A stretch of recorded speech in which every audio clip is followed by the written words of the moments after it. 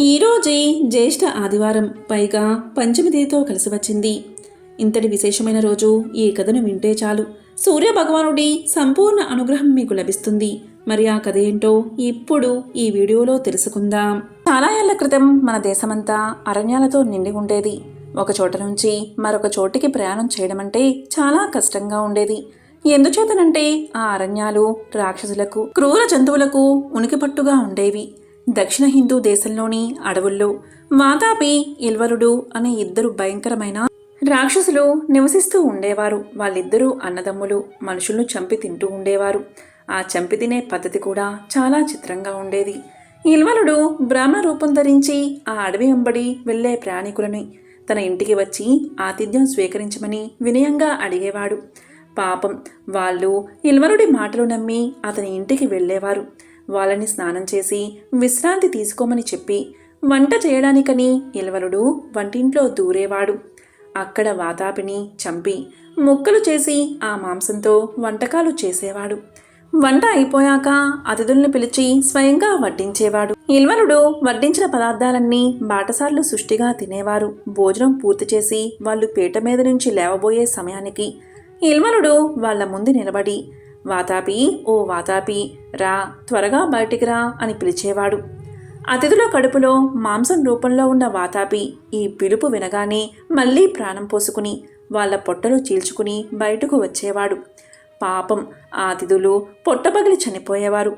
అప్పుడు అన్నదమ్ములిద్దరూ చనిపోయిన అతిథుల మాంసాన్ని లొట్టలేసుకుంటూ తినేవారు. చాలా కాలం వరకు ఈ మోసాన్ని ఎవరూ కనిపెట్టలేకపోయారు. కొన్నాళ్లకు ఈ రహస్యం బయటపొక్కింది. అప్పుడు ఆ అరణ్యాల్లో ఉండే మునులంతా అగస్త్య మహర్షి దగ్గరకు వెళ్ళి జరిగిందంతా చెప్పారు. అగస్త్యుడు గొప్ప పండితుడు, జ్ఞాని. చాలా మంత్రశక్తులు ఉండేవి ఆయనకి. మహాసముద్రాలను, పర్వతాలను కూడా శాసించగలిగేవాడు. అగస్త్యుడు వెంటనే ఇల్వలుడు వాతాపి ఉండే ప్రదేశానికి బయలుదేరాడు. మహర్షిని చూడగానే ఇల్వలుడు యథాప్రకారం బ్రాహ్మణ రూపంలో ఎదురు వెళ్ళి ఆ రోజుకు తన అతిథిగా ఉండమని కోరాడు. అగస్త్యుడు వెంటనే అంగీకరించాడు. ఇల్వలుడు ఇల్లు చేరగానే వినయంగా చేతులు కట్టుకుని, మహాత్మా, తమరు స్నానం చేసి జపం చేసుకుంటూ ఉండండి, నేను క్షణంలో వంట చేస్తాను అన్నాడు. తరువాత వంటింట్లోకి వెళ్ళి ఎప్పటిలాగే వాతాపిని చంపి ఆ మాంసంతో వంటకాలు చేశాడు. తరువాత ఇల్వలుడు మహర్షిని విందుకు పిలిచాడు. కొసరి కొసరి తాను వండిన వంటకాలన్నీ వడ్డించాడు. తాను ఏం తింటున్నది మహర్షికి తెలియకపోతే కదా. ఆనందంగా భోజనం చేసి ఎడంచేత్తో పొట్ట మీద రాసుకుంటూ మెల్లగా, జీర్ణం జీర్ణం, వాతాపి జీర్ణం అనుకున్నాడు. అది ఇల్వలుడికి వినబడలేదు. ఆయన చెయ్యి కడుక్కోవడానికి లేచి నిలబడగానే ఇల్వలుడు, వాతాపి, ఓ వాతాపి, బయటకు రా అని గట్టిగా పిలిచాడు. కానీ ఎంతసేపటికి వాతాపి బయటకు రాలేదు. ఇల్వలుడికి భయం వేసింది. అగస్త్యుడు చిరునవ్వు నవ్వుతూ, ఏ వాతాపిని నాయనా నువ్వు పిలుస్తున్నావు? నీ తమ్ముడే అయితే. అతను ఎప్పుడో నా పొట్టలో జీర్ణమైపోయాడు అన్నాడు. తన ఎదుట ఉన్నది అగస్త్యుల వారని, ఆయనకు మహత్తర శక్తులు ఉన్నాయని అప్పుడు అర్థమైంది ఇల్వలుడికి. వణిగిపోతూ మహర్షి కాళ్ళ మీద పడి, మహాత్మా, దయచేసి నన్ను ప్రాణాలతో విడిచిపెట్టండి, మరెప్పుడు ఇటువంటి పాపం చేయను అన్నాడు. తాపసి దయదలచి సరే అన్నాడు. ఇల్వలుడు మరెప్పుడు ఎవరిని చంపనని ప్రమాణం చేసి ఆ అడవి వదిలిపెట్టి వెళ్ళిపోయాడు. పురాతన కాలంలో హస్తినాపుర రాజ్యంలో కుంతి అనే యువరాణి ఉండేది. ఒకసారి ఆమెకు మహర్షి దూర్వాసుడు ఆమె చేసిన సేవకుగాను ఎంతో సంతోషపడి ఒక ప్రత్యేక వరాన్ని ఇచ్చాడు. ఆ వరం ఏంటి అంటే, ఏ దేవుడినైనా మంత్రంతో పిలిస్తే ఆ దేవుడు ప్రత్యక్షమై ఆమెకు సంతానం ఇవ్వగలడు. కుంతి చిన్న వయసులోనే ఆ వరాన్ని పరీక్షించాలి అనుకుంది. ఒకరోజు ఉదయం సూర్యోదయ సమయంలో ఆమె ఆ మంత్రాన్ని జపించి సూర్యదేవుణ్ణి పిలిచింది. అప్పుడే ఆకాశంలో ప్రకాశవంతమైన కాంతి కనిపించింది. కొద్దిసేపటికే సూర్యదేవుడు తన మహిమతో ఆమె ముందు ప్రత్యక్షమయ్యాడు. దీంతో కుంతి ఎంతో కలవరపడి, ప్రభూ, నేను కేవలం మంత్రాన్ని పరీక్షించడానికి మాత్రమే మిమ్మల్ని పిలిచాను అని పలకగా సూర్యదేవుడు ఆమెకు ధైర్యాన్ని చెప్పాడు. ఆయన ఆశీర్వాదంతో కుంతికి ఒక శక్తివంతమైన కుమారుడు జన్మించాడు. ఆ బిడ్డ జన్మించినప్పుడు అతని శరీరంపై దివ్యమైన కవచం, మరియు కుండలాలు సహజంగా ఉండేవి. ఇవి అతనికి అపారమైన రక్షణను ఇచ్చేవి. ఆ బిడ్డే కర్ణుడు. కానీ అప్పట్లో కుంతికి పెళ్లి కాలేదు. అందుకే సమాజం ఏమంటుందో అని భయపడి ఆమె ఎంతగానో బాధపడింది. చివరికి కన్నీళ్లు పెట్టుకుంటూ ఆ బిడ్డను ఒక చిన్న పెట్టెలో పెట్టి నదిలో వదిలింది. ఆ పెట్టె నదిలో తేలుతూ వెళ్ళి ఒక రథసారథి అయిన అధిరథుడు మరియు అతని భార్య రాధ దగ్గరకు చేరింది. వారికి పిల్లలు లేరు. వారు ఆ బిడ్డను ఎంతో ప్రేమగా పెంచుకున్నారు. అందుకే కర్ణుడిని రాధేయుడు అని కూడా పిలుస్తారు. కర్ణుడు చిన్నప్పటి నుంచే చాలా ధైర్యవంతుడు. అతనికి విలువిద్య అంటే చాలా ఇష్టం. కానీ అతను రథసారథి కుమారుడని అందరూ అతన్ని తక్కువగా చూసేవారు. అయినా కర్ణుడు తన ప్రతిభతో గొప్ప యోధుడిగా ఎదిగాడు. ప్రతిరోజు ఉదయం అతను సూర్యదేవుడికి నమస్కారం చేసి దానం చేయడం తన జీవిత నియమంగా చేసుకున్నాడు. కర్ణుడి దాతృత్వం గురించి ప్రపంచమంతా మాట్లాడేది. ఎవరైనా ఏదైనా అడిగితే లేదు అని చెప్పేవాడు కాదు. కర్ణుడు పెరిగాక దుర్యోధనుడు అతని ప్రతిభను గుర్తించి అతన్ని అంగదేశానికి రాజుగా చేశాడు. అందుకే అతన్ని అంగరాజ కర్ణుడు అని కూడా పిలిచేవారు. కురుక్షేత్ర యుద్ధానికి ముందు ఒకరోజు ఇంద్రుడు బ్రాహ్మణుడి వేషంలో కర్ణుడి దగ్గరకు వచ్చాడు. ఆ సమయంలో కర్ణుడికి ముందుగానే సూర్యదేవుడు కల్లో కనిపించి, ఓ కర్ణ, ఇంద్రుడు వచ్చి నీ కవచం మరియు కుండలాలు అడుగుతాడు. అవి నీ రక్షణ, ఇవ్వొద్దు అని చెప్పాడు. అప్పుడు కర్ణుడు ఇలా అన్నాడు, ఎవరైనా దానమడిగితే నేను నిరాకరించలేను అని స్వప్నంలోనే తన తండ్రి అయిన సూర్యదేవుడికి చెప్పాడు కర్ణుడు. ఇక తర్వాత రోజు ఇంద్రుడు బ్రాహ్మణుడి రూపంలో వచ్చి కవచం మరియు కుండలాలు దానమడిగాడు. అవి తన ప్రాణరక్షణ అని తెలిసినా కూడా కర్ణుడు ఒక్క క్షణం కూడా ఆలోచించకుండా వాటిని కత్తితో కోసి దానం చేశాడు. అతని దాతృత్వం చూసి ఇంద్రుడు ఆశ్చర్యపోయాడు. అతనికి బదులుగా ఒక శక్తివంతమైన ఆయుధాన్ని ఇచ్చాడు ఇంద్రుడు. అప్పుడు దేవతలంతా కర్ణుడి మహాదానాన్ని ప్రశంసించారు. సూర్యదేవుడు తన కుమారుడి దాతృత్వం చూసి ఎంతగానో గర్వపడ్డాడు. లంకలో మహాయుద్ధం జరుగుతుంది. ఒకవైపు ధర్మానికి ప్రతీక అయిన శ్రీరాముడు, మరోవైపు అహంకారానికి ప్రతీక అయిన రావణుడు. యుద్ధం చాలా రోజులుగా కొనసాగుతుంది. రావణుడు చాలా శక్తివంతుడు. అతని మాయలు, ఆయుధాలు భయంకరంగా ఉంటాయి. ఒకరోజు యుద్ధభూమిలో శ్రీరాముడు చాలా అలసిపోయాడు. రావణుడి బలాన్ని చూసి కొంతసేపు ఆలోచనలో పడిపోయాడు. అప్పుడు ఆకాశం నుంచి ఒక మహర్షి అక్కడికి వచ్చాడు. ఆయనే అగస్త్య మహాముని. ఆ మహర్షి శ్రీరాముడికి ఇలా చెప్పాడు, రామా, ఈ యుద్ధంలో నీవు విజయం సాధించాలి అంటే నువ్వు సూర్యదేవుణ్ణి ధ్యానం చెయ్యాలి అని. ఆయన సృష్టికి జీవమిచ్చే దేవుడు. ఆయన్ని స్మరించిన వారికి శక్తి, విజయం లభిస్తుంది అని అగస్త్యుడు చెప్పాడు. ఇంకా అగస్త్య మహర్షి శ్రీరాముడికి ఒక పవిత్రమైన స్తోత్రాన్ని నేర్పించాడు. ఆ స్తోత్రమే ఆదిత్య హృదయం. ఆదిత్య హృదయం అంటే సూర్యదేవుడి మహిమను స్తుతించే గొప్ప మంత్రమని. ఇక అగస్త్య మహర్షి చెప్పినట్టు శ్రీరాముడు యుద్ధ భూమిలో నిలబడి సూర్యదేవుణ్ణి మనసారా ధ్యానం చేశాడు. ఆయన 3 సార్లు ఆదిత్య హృదయాన్ని పారాయణ చేశాడు. అప్పుడు ఆకాశంలో ప్రకాశవంతమైన కాంతి వెలిగింది. అది సూర్యదేవుడి ఆశీర్వాదం. ఆ క్షణంలో శ్రీరాముడికి కొత్త శక్తి వచ్చింది. అతని మనసులో ధైర్యం, ఉత్సాహం పెరిగాయి.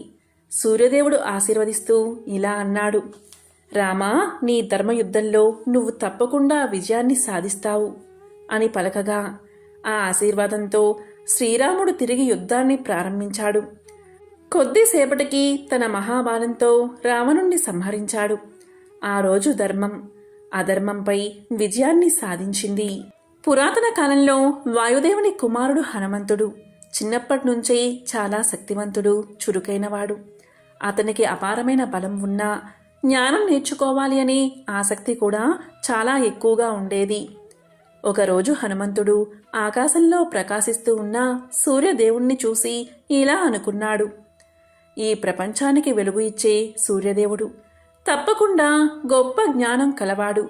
నేను ఆయన దగ్గర చదువుకుంటే చాలా జ్ఞానం పొందగలను అని అనుకుని హనుమంతుడు నేరుగా ఆకాశంలోకి ఎగిరి సూర్యదేవుడి దగ్గరకు చేరుకున్నాడు. సూర్యదేవుడు అప్పటికి తన రథంలో ఆకాశంలో ప్రయాణం చేస్తూ ఉన్నాడు. ఆ రథాన్ని అరుడు అనే రథసారథి నడిపేవాడు. ఇక హనుమంతుడు వినయంగా నమస్కారం చేసి ఇలా అన్నాడు. సూర్యదేవా, మీరు నాకు గురువుగా ఉండి జ్ఞానం నేర్పాలి అన్నాడు. అప్పుడు సూర్యదేవుడు చిరునవ్వుతో ఇలా చెప్పాడు. హనుమంత, నేను ఎప్పుడూ ఆకాశంలో ప్రయాణం చేస్తూనే ఉంటాను. నాకు ఒక చోట నిలబడి బోధించడానికి సమయం లేదు అన్నాడు. అప్పుడు హనుమంతుడు, అయితే నేను మీ రథంతో పాటు ఎగురుతూ మీ బోధనలు వింటాను అన్నాడు. ఇక హనుమంతుడి పట్టుదల చూసి సూర్యదేవుడు ఆనందపడ్డాడు. అలా హనుమంతుడు సూర్యదేవుడి రథం ముందు ఎగురుతూ ఆయన చెప్పే శాస్త్రాలు, వేదాలు, వ్యాకరణం, ధర్మం అన్నీ నేర్చుకున్నాడు. సూర్యదేవుడు అతనికి వేదాలు, శాస్త్రాలు, న్యాయం, ధర్మం అన్నీ బోధించాడు. హనుమంతుడు ఎంతో తెలివిగా, శ్రద్ధగా అన్నీ నేర్చుకున్నాడు. కొన్ని సంవత్సరాల తర్వాత హనుమంతుడు అన్ని విద్యలు పూర్తిగా నేర్చుకున్నాడు. తరువాత గురుదక్షిణ ఇవ్వడానికి హనుమంతుడు సూర్యదేవుడికి నమస్కారం చేసి ఇలా అన్నాడు. గురుదేవా, నేను మీకు ఏ గురుదక్షిణ ఇవ్వాలి అనగా సూర్యుడు ఇలా అన్నాడు. నాకు గురుదక్షిణగా నా కుమారుడు సుగ్రీవుడికి సహాయం చెయ్యాలి అని.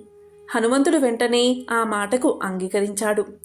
తర్వాత కాలంలో హనుమంతుడు సుగ్రీవుడికి సహాయం చేసి అతన్ని రక్షించాడు. అదే సమయంలో అతడు శ్రీరాముణ్ణి కలుసుకుని రామాయణంలో మహాసేవ చేశాడు. ఈ విధంగా సూర్యదేవుడు హనుమంతుడికి గురువయ్యాడు. ఈ కథ మహాభారతంలోనిది. పూర్వం భృగువంశంలో జమదగ్ని అనే తపస్సంపన్నుడు ఉండేవాడు. ఆయన భార్య రేణుకాదేవి. జమదగ్ని ఒకసారి తన భార్యతో కలిసి ఆరుబయట విలువిద్యను అభ్యసిస్తున్నాడు. ఆయనకు ఎప్పటికప్పుడు బాణాలను అందిస్తాను అంటూ రేణుకాదేవి ఆయనకు సాయంగా నిల్చుంది. ఇలా కాసేపు గడిచిన తర్వాత జమదగ్ని వెనక్కి తిరిగి చూసుకుంటే భార్య కనిపించలేదు. తరువాత నిదానంగా అడుగులో అడుగు వేసుకుంటూ వచ్చిన రేణుకాదేవిని చూసి ఆమె ఆలస్యానికి కారణం అడిగాడు జమదగ్ని. అప్పుడు రేణుకాదేవి ఇలా చెప్పింది. సూర్యుడు తాపానికి తాళలేక తాను ఓ చెట్టు నీడలో నిలబడిపోయానని చెప్పుకొచ్చింది. అంతే, జమదగ్నికి కోపం వచ్చేసింది. తన భార్యకి తాపం కలిగించిన ఆ సూర్యుడి వేడిని అడ్డుకోవాలి అనిపించింది. వెంటనే తన బాణాలతో ఆ సూర్యుడిని కప్పి పారేసేందుకు సిద్ధపడిపోయాడు జమదగ్ని. ఈ ప్రమాదాన్ని గ్రహించిన సూర్యుడు వెంటనే ఒక బ్రాహ్మణుడి రూపంలో జమదగ్ని చెంతకు చేరుకున్నాడు. ఇలా పలికాడు. మునివర్య, మీలాంటి జ్ఞానులు ఆ సూర్యుడి మీద కోపగించడం సమంజసమేనా? ఆ సూర్యుడి తాపం వల్లే కదా నీరు ఆవిరై తిరిగి వర్షంగా కురుస్తుంది. ఆయన శక్తి కారణంగానే కదా చెట్టు చేమ బతుకుతున్నాయి. అసలు ఆయన లేకుండా జీవం మనుగడ సాగించడం అసాధ్యం కదా అంటూ జమదగ్నిని శాంతింపచేసే ప్రయత్నం చేశాడు బ్రాహ్మణుడు. కానీ ఎంతగా నచ్చ చెప్పినా జమదగ్ని శాంతించకపోవడంతో చివరికి సూర్యుడు తన నిజరూపంతో దర్శనం ఇచ్చాడు. ఇలా పలికాడు. ఓ బ్రహ్మర్షి, నా వల్ల ఏదన్నా అపరాధం జరిగి ఉంటే క్షమించు. అంతేకాని నీ కోపంతో నా వెలుగుని అడ్డుకుని ఈ లోకాన్ని అంధకారంలో ముంచెత్తకు అని వేడుకున్నాడు. సాక్షాత్తు ఆ సూర్య భగవానుడే క్షమించమని కోరడంతో జమదగ్ని మనసు కరిగిపోయింది. సూర్యుడు కూడా తన వల్ల కలుగుతున్న తాపానికి ఉపశమనంగా గొడుగు, చెప్పులను సృష్టించి జమదగ్ని దంపతులకు కానుకగా ఇచ్చాడు. అలా గొడుగు, చెప్పులను ధరించడం, వాటిని దానం ఇవ్వడం మొదలైంది. సాక్షాత్తు సూర్యదేవుడే సృజించిన వస్తువులే ఈ గొడుగు, పాదుకులు. వాటిని ఆ కర్మసాక్షి చెప్పినట్లుగా సత్పురుషుడైన బ్రాహ్మణుడికి దానమిస్తే అపార పుణ్యరాశి చేకూరుతుంది అని అనడంలో అనుమానమే లేదు. అంతేకాదు వాటి దానం వల్ల ఎన్నో వేల రెట్ల పుణ్యఫలం కలుగుతుంది అని చెప్పాడు భీష్ముడు. ఇంకా ఇలా అన్నాడు, ధర్మరాజా, వేదవ్యాసుడు ఉపదేశించిన కొన్ని సామాన్య ధర్మాలు నీకు చెబుతాను, శ్రద్ధగా విను అంటూ ఇలా చెప్పడం మొదలుపెట్టాడు. ఇతరుల ధనానికి ఎన్నడూ ఆశపడకూడదు. ఎదుటి వ్యక్తి మనవంటి వాడే అని అనుకోవాలి. సమస్త వస్తువులు నశిస్తాయి, కానీ అనుక్షణం వాటిని గ్రహించాలి. అన్నిటి మీద ఆసక్తి అనర్థదాయకం. ప్రాణులన్నిటినీ ప్రేమించాలి, ఇతరులకు మేలు చేయాలి అనే తపన అలవాటు చేసుకోవాలి. పాపాన్ని చేస్తే ప్రాయశ్చిత్తం చేసుకోవాలి అని చెప్పి భీష్ముడు ధర్మరాజుతో ఇలా పలికాడు. ధర్మరాజా, ప్రాణాపాయ శకునాల గురించి చెబుతాను విను అంటూ మళ్ళీ ఇలా చెప్పడం మొదలుపెట్టాడు. బంగారం పూత పోసినట్లుగా ఉత్తర దిక్కున ఎవరైనా ఏ వ్యక్తి అయినా కనిపిస్తే ఆ వ్యక్తి 3 ఏళ్లలో మరణిస్తాడు. సూర్యుడు కాంతి విహీనంగా కనిపిస్తే 2 ఏళ్లకే మరణిస్తాడు. వెన్నెలలో తన నీడలో ఎక్కడైనా చిన్న రంధ్రం ఉన్నట్లుగా కనిపిస్తే అతను ఏడాదిలో మరణిస్తాడు. ఆ నీడలో తలభాగం కనిపించకపోతే 6 నెలలకే మరణిస్తాడు. 2 చేతులతో 2 చెవుల్ని మూసుకున్నప్పుడు లోపలి ధ్వని ఏమాత్రం వినిపించని పక్షంలో 1 నెల రోజుల లోపలే మరణిస్తాడు. చెవులో ముక్కు దిగజారిపోయి దంతాలు కళ్ళు పాలిపోయినట్లుగా ఉంటే మరణం ముంగిట ఉన్నట్లే అని భీష్ముడు చెప్పగా ధర్మరాజు ఇలా పలికాడు. అవి వింటుంటే భయంగా ఉంది పితామహ అని పలికాడు. అప్పుడు భీష్ముడు ఇలా అన్నాడు, భయపడాల్సిన పనిలేదు ధర్మరాజా. ఇలాంటి శకునాలు కనిపించిన మరుక్షణమే ఏకాగ్ర దృష్టితో పరమేశ్వరుని ప్రార్థిస్తే ప్రాణానికి ఎటువంటి ప్రమాదమూ ఉండదు. పైగా పరమశివుని అనుగ్రహ భాగ్యం లభిస్తుంది అన్నాడు భీష్ముడు. ఇంకా ఒక కథను ఇలా చెప్పాడు. ఒకానొకసారి యుద్ధం జరుగుతున్న సమయంలో రథాలు పరుగులు తీస్తూ ఉన్నాయి. వాటికంటే వేగంగా ఒక కీటకం పరుగులు తీస్తూ రథాలను దాటిపోతూ ఉంది. దానిని వేదవ్యాసుడు గమనించాడు. అప్పుడు వ్యాసుడు కీటకాన్ని ఇలా అడిగాడు, ఎందుకంత వేగం, దానికి కారణమేమిటి అని అడిగాడు. అప్పుడు కీటకం ఇలా చెప్పింది, ఏం చెప్పమంటావు మునీంద్ర, ఒకదాని వెనుక ఒకటిగా రథాలు వస్తున్నాయి. రథ చక్రాల ధ్వని మారు మోగిపోతూ ఉంది. గుర్రాలను అదిలిస్తున్న వారి గొంతు మహాభయంకరంగా వినిపిస్తుంది. నాకు చాలా భయం వేస్తుంది. బతుకంటే ప్రాణికి మహా ఇష్టం. చావంటే చెప్పలేనంత దుఃఖం. ఆ దుఃఖాన్ని నేను తట్టుకోలేను. చనిపోవడం నాకు ఇష్టం లేదు. అందుకే విపరీతమైన వేగంతో పరుగులు తీస్తున్నాను. ప్రాణభీతి కంటే పరమ ఆందోళనకరం ఇంకేముంది మునీశ్వరా అని పలికింది. అప్పుడు ముని ఇలా అన్నాడు, ఓ కీటకమా, నీలాంటి జీవులకు ఇంద్రియ సుఖం ఉంటుందా? ఒకవేళ సుఖం ఉన్నా అది ఎంతసేపు ఉంటుంది? ఇప్పుడు దుఃఖంతో ఉండే నువ్వు బతికి ప్రయోజనమేమిటి? చనిపోవడమే సుఖం కదా. బాగా ఆలోచించు, నీకే అన్నీ తెలుస్తాయి అన్నాడు వ్యాసుడు. దానికి కీటకం ఇలా పలికింది, అదేమిటి మునీంద్ర, అంతమాట అన్నావు? పురుగులకు ఇంద్రియ సుఖం లేదన్నట్లుగా మాట్లాడుతున్నావేమిటి? మాకు మా స్థాయిని బట్టి ఇంద్రియ సుఖాలు ఉంటాయి. వాటిని మేము కూడా అనుభవిస్తూ ఉంటాం. కాబట్టే మాకు చావంటే భయం. నీకు ఈ సంగతులు తెలియక కాదు కదా నా చేత చెప్పించాలి అని అడిగావు. అంతేనా అని పలికింది కీటకం. అందుకు వ్యాసుడు గట్టిగా నవ్వాడు.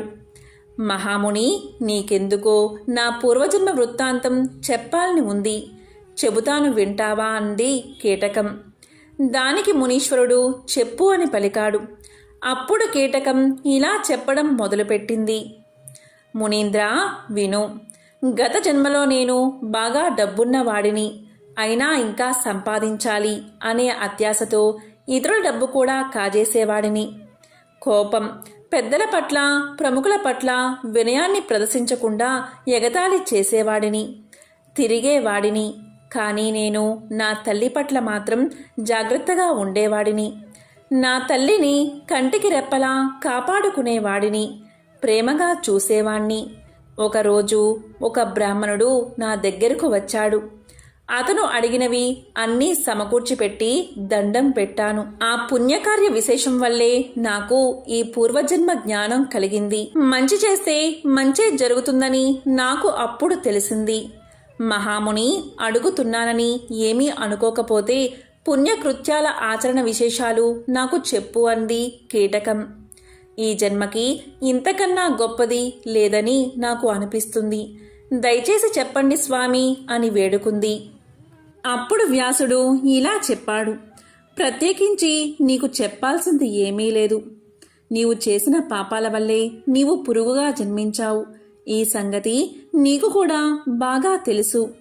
అలాగే చివరలో పుణ్యం చేయడం వల్ల నీకు ఈ జన్మలో పూర్వజన్మ జ్ఞానం కలిగింది. ఇది కూడా నీకు తెలిసిన విషయమే. నీ గురించి నాకు ముందే తెలుసు కాబట్టి నీతో మాట్లాడాలి అని నాకు అనిపించింది.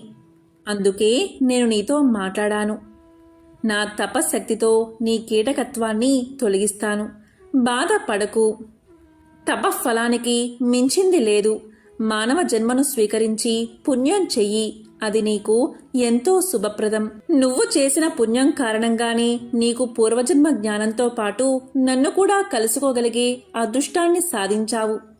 నీకు ఇక సమున్నత స్థితి లభిస్తుంది. త్వరలోనే నీవు మానవ జన్మను సాధిస్తావు. మానవ జన్మలో కూడా నీకు పూర్వజన్మ జ్ఞానం ఉంటుంది.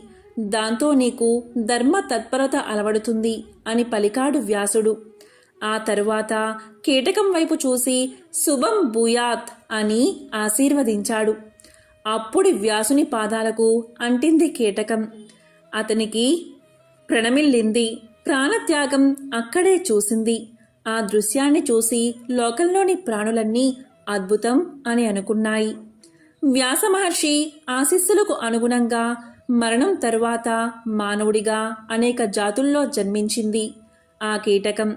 పుణ్యకర్మలు ఆచరించి చివరికి క్షత్రియ వంశంలో వర్ధిల్లింది. తరువాత రాజు అయ్యింది. రాజు అయి ఏనుగుపై కూర్చుని వేలకొలది కొమ్మిటి ఏనుగులతో, ఛత్ర చామరాలతో, రకరకాల కేతనాలతో పరుగులు తీసే పరివారంతో వ్యాస మహర్షిని మళ్లీ సందర్శించింది. అతని పాదాలకు నమస్కారం చేసి నిలబడింది. రాజు అనుకోను ఎంతగానో మెచ్చుకున్నాడు వ్యాసుడు. అభిమానంగా అక్కున చేర్చుకున్నాడు. తరువాత వ్యాసుడు ఇలా పలికాడు. రాజా, ఈ జన్మలో మునీంద్రులకే ఆశ్చర్యం కలిగించే మహనీయ తపశ్చర్యకు ఉపక్రమించు. నీవు తరువాత గోవుల కోసం కాని బ్రాహ్మణుల కోసం కాని యుద్ధం చేసి యుద్ధ భూమిలో మరణిస్తే పై జన్మలో బ్రాహ్మణత్వాన్ని సాధిస్తావు అన్నాడు వ్యాసుడు. చెప్పినట్లుగానే చేశాడు ఆ రాజు. తరువాత జన్మలో బ్రాహ్మణుడిగా జన్మించాడు. పుణ్యక్షేత్రాలు ఎన్నో సందర్శించాడు. యజ్ఞయాగాలు ఎన్నో చేశాడు. లోక ఆరాధ్యుడు అయ్యాడు. మరణించిన తర్వాత స్వర్గలోకంలో దేవేంద్రుడికి మిత్రుడు అయ్యాడు. కొన్నాళ్లకు కైవల్యాన్ని అందుకున్నాడు. ధర్మరాజా, యుద్ధంలో మరణించిన బంధువులు ఏమయ్యారా అని నీవు ఆందోళన చెందుతున్నావు. ఏ లోకాలు ప్రాప్తించాయో తెలుసుకోవాలి అని అనుకుంటున్నావు. అసలు సంగతి చెబుతాను విను. కురుక్షేత్రంలో ప్రాణాలు కోల్పోయిన వారందరూ ఉత్తమ లోకాల్ని పొందుతారు. ఈ విషయమై నీకు ఇక ఆందోళన అవసరం లేదు అని అన్నాడు భీష్మ పితామహుడు. ఎంతో పవిత్రమైన విశేషమైన ఈ ఆదివారం రోజు ఈ కథను విన్నా, చదివినా, చెప్పినా, వినిపించినా సకల శుభాలు కలుగుతాయి. జన్మల దోషాలు తొలగి కోటి జన్మల పుణ్యం వస్తుంది. ఓం నమో సూర్యాయ నమః.